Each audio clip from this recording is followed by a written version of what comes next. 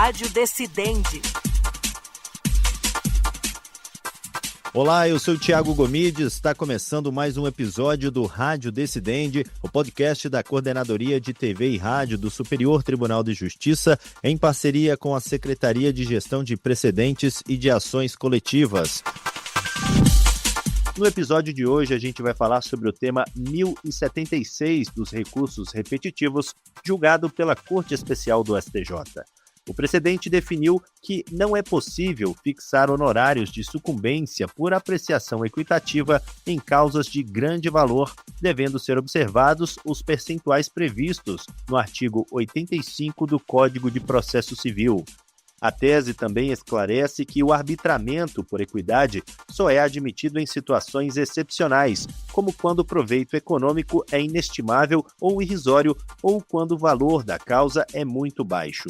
A decisão traz importantes reflexos para a advocacia pública e privada e reforça a aplicação das regras estabelecidas pelo CPC de 2015. E para entender melhor os fundamentos da decisão, os efeitos práticos e os impactos desse precedente qualificado no sistema de justiça, eu converso agora com a Michele Najara, que é procuradora do Estado de São Paulo. Doutora Michele, seja muito bem-vinda ao Rádio Decidente. Obrigada, Thiago. É um prazer estar aqui. Eu quero aproveitar também para cumprimentar todos os ouvintes do Rádio Decidente. Doutora Michele, começa explicando então para quem nos acompanha o que exatamente o STJ decidiu nesse tema 1076 e por que esse precedente é considerado tão relevante para a prática processual. Olha só, Thiago, para entender melhor o que o STJ decidiu no tema 1076, a gente precisa voltar um pouquinho no tempo, na época da entrada em vigor do CPC de 2015, que alterou todo o tratamento dos honorários, mas o que nos interessa mesmo é a inclusão do parágrafo 8º no artigo 85. E esse parágrafo diz exatamente o seguinte: nas causas em que for inestimável ou irrisório o proveito econômico, ou ainda quando o valor da causa for muito baixo, o juiz fixará o valor dos honorários por apreciação equitativa. Veja só, Thiago, o que esse parágrafo nos diz de forma expressa. A equidade só pode ser utilizada para aumentar o valor dos honorários. Não tem nenhuma hipótese nesse dispositivo que permita aplicar a equidade para também reduzir os honorários. Agora, vamos imaginar, Thiago, a seguinte situação de aplicação desse dispositivo. Uma pessoa busca na justiça o fornecimento de um medicamento muito caro. Vamos supor, no valor de 2 milhões, por exemplo. A justiça nega o pedido, ou seja, a justiça diz: olha, você não tem direito a esse medicamento porque ele ainda não foi registrado ou aprovado pela Anvisa. É só mesmo um exemplo. Veja que nesse caso, além da pessoa não receber esse medicamento, ela ainda vai precisar desembolsar honorários que podem alcançar até 400 mil se a gente aplicar a regra geral, que é entre 10% e 20% da condenação, mas a gente não pode aplicar a equidade para poder reduzir esse valor que é muito alto nessa ação. Ou seja, a pessoa, no fim das contas, ela não vai receber o medicamento que poderia salvar a vida dela e ainda vai ter que pagar aí 400 mil em honorários, até 400 mil honorários, dependendo do percentual que o juiz adotar. E é uma causa relativamente simples. O juiz precisou apenas verificar se havia ou não registro na Anvisa. É um exemplo hipotético, mas que mostra para a gente um tipo de distorção gravíssima com essa aplicação bem restrita do parágrafo 8º do artigo 85. E aí, o que aconteceu? Os tribunais de origem começaram a reagir e interpretar de uma forma mais ampliada esse parágrafo, admitindo o uso da equidade em causas dessa natureza para poder reduzir o valor dos honorários quando muito desproporcional. E esta divergência, essas aplicações, ampliando o parágrafo 8º, chegou até o STJ. E aí, o que o STJ decidiu? O STJ, no tema 1076, essa discussão gerou o tema 1076, decidiu que não pode ampliar a aplicação da equidade para reduzir honorários. Ou seja, O STJ decidiu que só pode aplicar equidade para aumentar o valor dos honorários e nas hipóteses do parágrafo 8º. É uma controvérsia que não tem muito segredo, Tiago. O STJ simplesmente proibiu qualquer tentativa de interpretação extensiva para aplicar a equidade no cálculo dos honorários. Ok. O Código de Processo Civil de 2015, ele mudou então, né, essa lógica de fixação dos honorários de sucumbência. Como é que essa decisão do STJ dialoga com esse espírito do novo CPC? Bom, um dos maiores avanços trazidos pelo novo CPC foi criar um sistema de precedentes para dar mais estabilidade, integridade e coerência às decisões judiciais.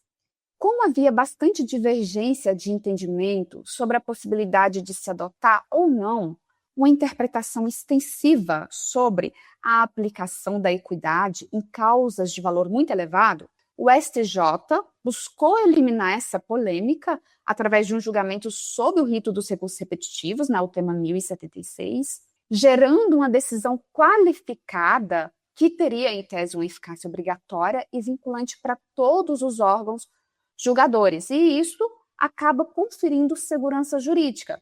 Então, vamos supor, o litigante numa causa milionária, quando ele busca a justiça, ele já sabe de antemão que ele teria o risco de pagar honorários milionários também, se ele for vencido, sem qualquer possibilidade de apreciação equitativa, de acordo com o que o STJ decidiu, mesmo se a causa for uma causa simples, sem muita complexidade.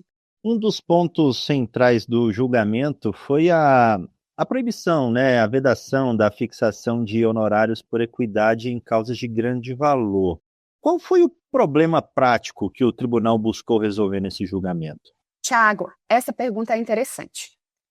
No CPC de 73, já existia uma regra parecida, que permitia que o juiz fixasse honorários por equidade em causas de pequeno valor ou de valor inestimável, ou ainda que não houvesse condenação, ou que fosse vencida a fazenda pública. Esse era o diferencial, um dos diferenciais do CPC de 73.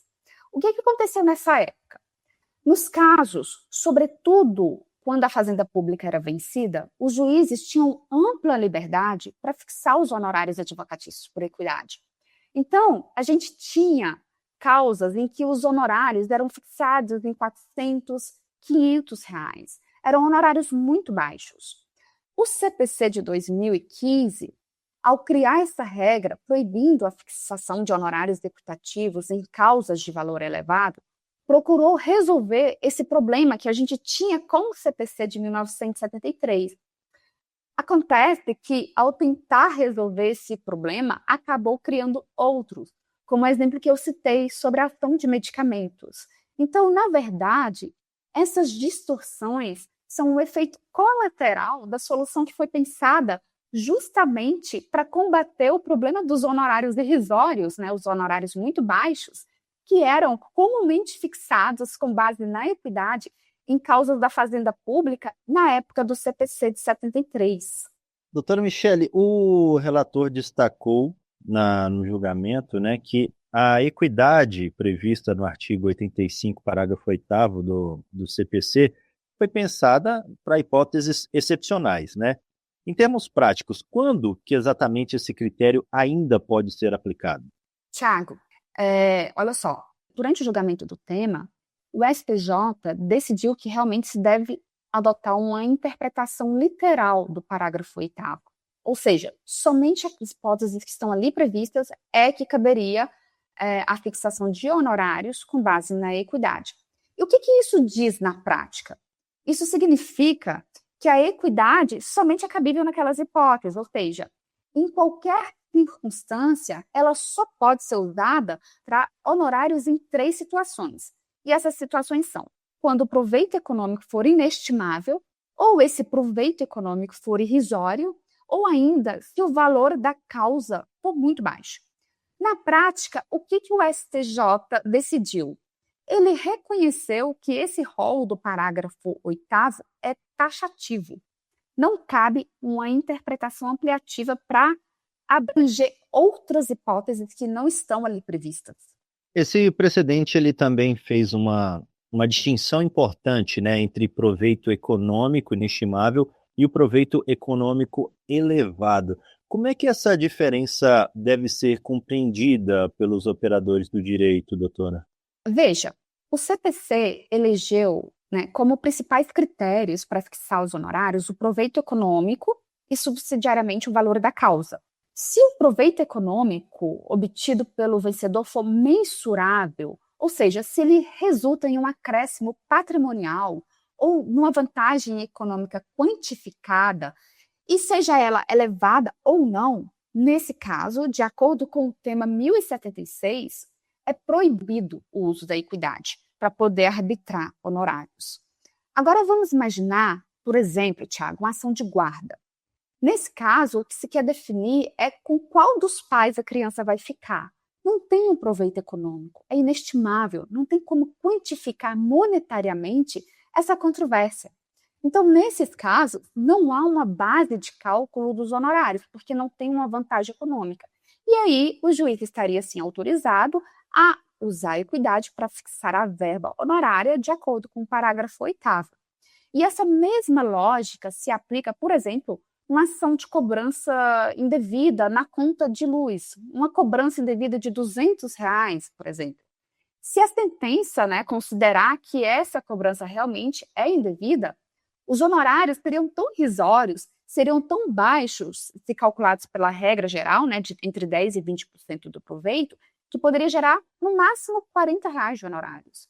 E daí, nesse caso, também nessas hipóteses, o juiz estaria autorizado a fixá-los por equidade, né, com base no parágrafo 8º do artigo 85. Doutora Michele, como é que era antes desse julgamento? Tinha muita divergência aí entre os tribunais sobre a aplicação da equidade em causas de grande valor? Como é que era a prática judicial sobre isso? Tiago, veja só, para a gente responder essa pergunta, vamos imaginar uma situação muito frequente. Um estado, qualquer estado, ajuiza uma execução fiscal para cobrar 10 milhões de ICMS. Vamos imaginar isso, contra uma empresa. Agora imagine que essa empresa faliu.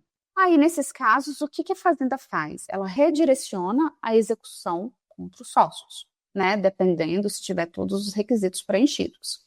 Mas vamos supor que um desses sócios já tinha se retirado da empresa. Aí o que ele vai fazer? Ele vai entrar com a exceção de pré-executividade. É um instrumento que a gente utiliza nas execuções fiscais para dizer, olha, eu já tinha retirado a empresa na época do fato, das ocorrências, né, do ilícito tributário. Agora vamos imaginar que o juiz julga procedente essa exceção, já que ele verifica que realmente o sócio tinha se retirado da empresa nos registros, né, da junta comercial. O sócio retirado, né, ele ganhou a causa, né, ele teve a tese dele reconhecida, ele vai pedir que os honorários sejam calculados com base no proveito econômico. E agora me diz, qual que é o proveito econômico? 10 milhões, lembra que eu disse lá que eram 10 milhões a cobrança do ICMS? Ou seja, vai haver aí um pagamento de até 2 milhões em honorários porque aplica a regra geral. Numa causa que não teve perícia, não teve instrução probatória, de baixíssima complexidade, né? Bastou ver o registro da junta comercial e verificar que o sócio realmente tinha se retirado. Esse tipo de situação começou a pipocar em muitas execuções fiscais, em que se discute, por exemplo, prescrição, índice de correção monetária, multa. Essas demandas são bem tranquilas, são demandas repetitivas que dispensam qualquer instrução probatória, mas que, no fim das contas, podem gerar honorários multimilionários. E, diante de todas essas situações, os tribunais começaram a formar uma jurisprudência no sentido de ampliar as hipóteses de aplicação da equidade no cálculo desses honorários, para além daquelas que estão previstas no parágrafo 8º do artigo 85 do CPC. Essa decisão, ela impacta também diretamente processos envolvendo a fazenda pública ou não? E o que muda para a advocacia pública e para a advocacia privada depois desse precedente? Com relação à advocacia pública e à advocacia privada, me parece que o impacto maior acaba sendo mesmo na advocacia privada. Porque quando se afasta a equidade em casos de proveito econômico ou de valor muito alto, a tendência é que o advogado da parte vencedora receba honorários mais elevados, até mesmo em processos bem simples. Agora, na advocacia pública, os advogados públicos, mesmo quando eles vencem ações envolvendo a fazenda pública, em regra, eles são submetidos a um regime próprio e ao teto constitucional. Então, eles têm um limite de recebimento de honorários, mesmo que eles ganhem causas milionárias, gerando honorários, né, que pode ser também milionários. Ok. Durante o julgamento, houve divergência relevante entre os ministros ou não? Quais que eram os principais argumentos da corrente que admitia a equidade mesmo em causas de grande valor? Durante o julgamento teve sim bastante divergência, e eu cito, por exemplo, os votos da ministra Nancy e da ministra Laurita. Foram votos vencidos, mas as duas defenderam principalmente a necessidade de se guardar uma proporcionalidade e razoabilidade da verba honorária em relação ao trabalho que é desenvolvido pelo advogado. Ou seja, elas defenderam o equilíbrio entre o pagamento e a complexidade desse serviço prestado. Um outro ponto levantado pela ministra Nancy é quanto ao acesso à justiça. O que ela dizia era que a mera possibilidade de pagar honorários altíssimos significa um aumento do custo do processo. E isso pode dificultar ou até mesmo inviabilizar esse acesso à justiça de pessoas que não se enquadram na gratuidade da justiça. Um outro ponto também que merece atenção é do ministro Herman. Ele também foi vencido e ele reforçou no seu voto que a proibição da equidade para evitar o pagamento de honorários desproporcionais, em causas de valor muito elevado, poderia inclusive inverter a lógica entre o interesse privado e público. O ministro também trouxe uma série de argumentos de ordem social, como, por exemplo, o impacto na população vulnerável, porque você vai acabar usando recursos públicos para pagar os honorários que poderiam ser usados no enfrentamento de desigualdade social, da fome e da miséria. Um dos pontos da divergência, doutora Michele, levantou até mesmo o risco de enriquecimento sem causa, né, nesses honorários muito altos, né? Como que a tese vencedora ela responde a essa preocupação? Olha, a tese vencedora trouxe vários argumentos para afastar a alegação de enriquecimento sem causa. Um deles é dizer que os honorários têm um papel sancionador, ou seja, os honorários serviriam como uma penalidade para aquela conduta que gerou a necessidade de acionar a justiça. Eles também argumentaram que o uso dos honorários pode servir como um mecanismo de gestão processual, porque o risco de pagamento de valor alto a título de honorários acabaria por reduzir o número de demandas judiciais, porque evitaria o ajuizamento de demandas sem uma possibilidade de êxito. O relator desse caso ele afirmou que o judiciário ele não pode reduzir a aplicabilidade da lei sob argumento de proporcionalidade ou razoabilidade, né? O que esse entendimento revela sobre essa relação entre a interpretação judicial e a vontade, de fato, do legislador? Veja só, Thiago, é praticamente impossível que o legislador consiga visualizar todas as situações que poderão ocorrer para colocá-las, para colocar essas situações dentro da abrangência de uma norma. Nesse caso, isso ficou muito claro, que o legislador buscava corrigir uma distorção no CPC de 73, mas ele não previu todas essas distorções que a aplicação absoluta dessa regra, de proibir a aplicação da equidade em causas muito elevadas, causaria em situações concretas, em situações da vida real. E isso, como era esperado, estimulou um movimento interpretativo judicial diante do surgimento de honorários irrazoáveis e desproporcionais. A ministra Nancy fez um alerta sobre essa incapacidade humana de prever todas as situações possíveis que permitiria a superação da norma em casos específicos. E ela fez uma observação importante. Para ela, toda regra possui tanto exceções explícitas, ou seja, que estão previamente definidas pelo legislador, mas também ela prevê exceções implícitas, que são identificadas pelo julgador diante das circunstâncias do caso concreto. E é por isso que o julgador teria o poder de adequar a regra de forma excepcional em determinadas circunstâncias. Uma outra observação legal que a ministra Nancy registrou é de que a justiça e a isonomia, que deve servir tanto para majorar os honorários, na hipótese, né, de honorários muito baixos, também deve servir para minorar na hipótese de honorários muito elevados. Ou seja, a justiça e a isonomia devem servir a ambos os lados. Ela, inclusive, usou a expressão equidade de mão única.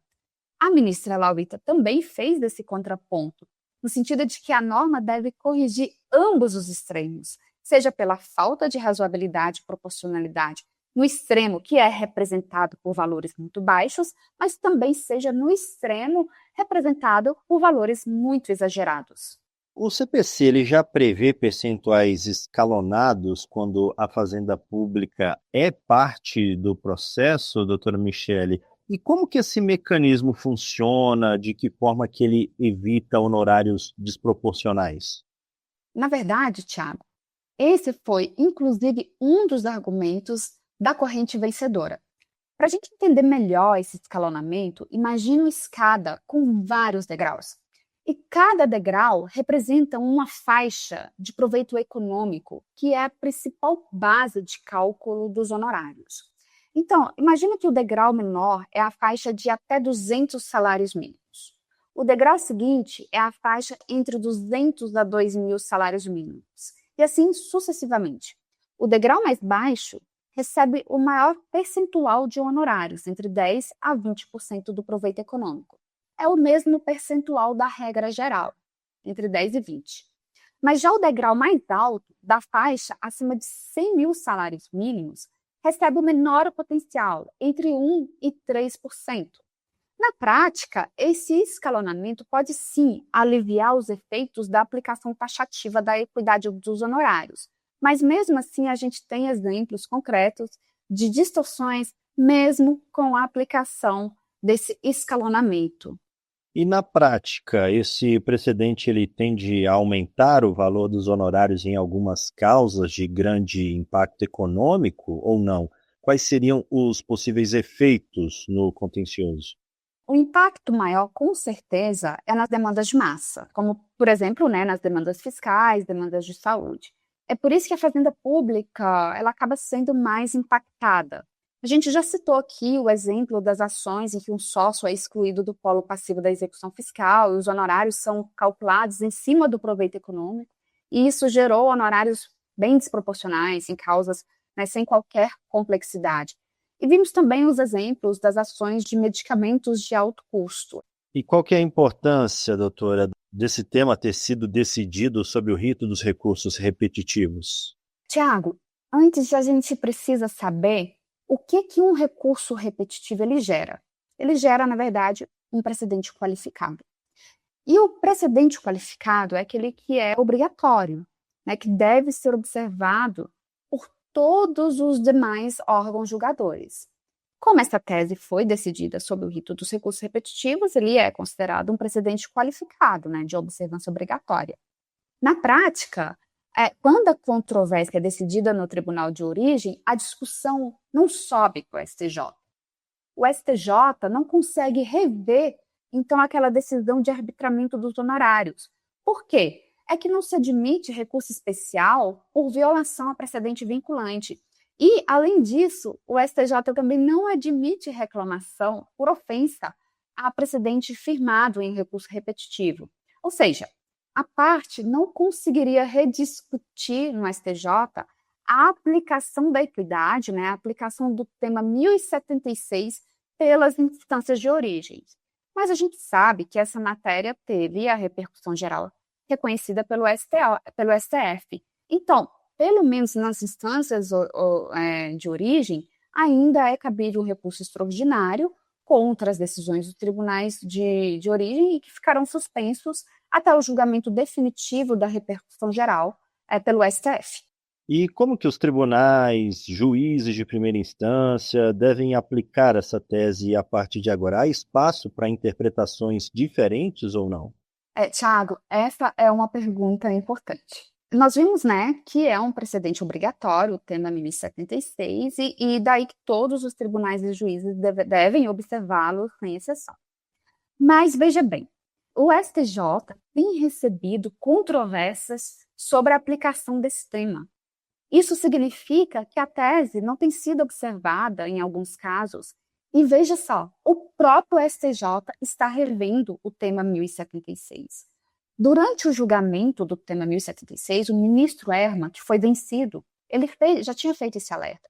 Ele disse que esse tema voltaria a ser enfrentado pelo STJ, e isso acabou acontecendo. O STJ já excluiu do precedente firmado no julgamento do tema 1076 dois casos emblemáticos. O primeiro é a exclusão do sócio em casos de execução fiscal, que a gente já viu anteriormente, e essa questão foi objeto do tema 1265. E também já excluiu da abrangência do tema 1076 as ações de medicamento, que foi objeto do tema 1313. Tem outras decisões também que não impede de recurso repetitivo que o STJ tem afastado o tema 1076, como, por exemplo, quando é extinta a execução fiscal, com base no artigo 26 da Lei de Execução Fiscal, quando acontece o cancelamento da CDA. Tudo isso, Tiago, mostra a complexidade dessa questão. O STJ fixou a tese reconhecendo a taxatividade das hipóteses, né, de aplicação da equidade, mas depois do julgamento do tema, já excluiu duas situações dessa taxatividade e permitindo a aplicação da equidade mesmo em causas de valor elevado. E isso foi feito no julgamento sob o rito dos repetitivos, ou seja, são decisões qualificadas de observância obrigatória. Para a gente encerrar, doutora Michele, esse precedente ele pode estimular, então, mudanças legislativas ou novas discussões sobre o regime de honorários no processo civil brasileiro? Tiago, já houve um movimento legislativo durante o julgamento do tema 1076. E esse movimento resultou na promulgação de uma nova lei, a Lei 14.375 de 2022. Essa lei incluiu um novo parágrafo 6º A, ao artigo 85. E esse parágrafo proíbe expressamente a aplicação da equidade quando o valor da condenação, do proveito econômico ou da causa for líquido ou passível de liquidação. Além dessas novas discussões no STJ que comentamos aqui, o STF vai decidir novamente a questão. Ele vai reanalisar a tese que foi fixada no tema 1026. No STF, a repercussão gerou o tema 1255. No momento, o julgamento desse tema no STF está suspenso, porque a OAB peticionou para informar um possível acordo entre ela, né, entre a OAB e a AGU. Bom, eu particularmente entendo que talvez seja a melhor opção, porque, como a gente viu, mesmo sendo decidido em recurso especial, né, gerando um precedente qualificado, a questão ainda não foi pacificada, nem mesmo no STJ, que decidiu o tema 1076. Ok, doutora Michele Najara, muito obrigado por essa participação aqui no Rádio Decidente. Eu que agradeço, Tiago. Um abraço e até mais. E esse foi mais um Rádio Decidente. E antes de encerrar, lembro a você, ouvinte, que este e outros podcasts produzidos pela Coordenadoria de TV e Rádio do Superior Tribunal de Justiça estão disponíveis nas plataformas de streaming de áudio de sua preferência. E você também pode nos acompanhar, é claro, pela programação da Rádio Justiça. Até o próximo episódio. Rádio Decidente.